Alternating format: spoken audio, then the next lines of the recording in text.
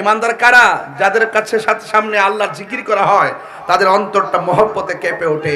যাদের সামনে কোরআন তেলাওয়াত করা হয় তাদের ঈমানটা আরো দ্বিগুণ বৃদ্ধি পেয়ে যায়। কথা বলেন ঠিক কিনা?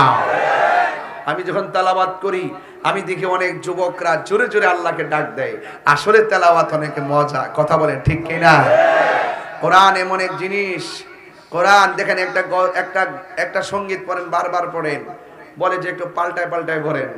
আর যে তেলাওয়াত চলতেছে প্রতিদিন মসজিদে 5 ওয়াক্ত চলতেছে, মানুষের কোনো তিক্ততা এবং কোন ধরনের তিক্ততা নাই, শুধু মজাই লাগে। যত তেলাওয়াত শুনি তত মজা লাগে।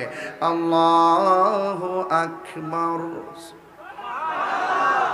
আলহামদুলিল্লাহি রাব্বিল আলামিন, আর রহমানির রহিম, মালিকি ইয়াউমিদ্দিন, ইয়্যাকা না'বুদু ওয়া ইয়্যাকা নাস্তাঈন, ইহদিনাস সিরাতাল মুস্তাকিম, সিরাতাল লাযীনা আন'আমতা আলাইহিম গায়রিল মাগদুবি আলাইহিম ওয়ালাদ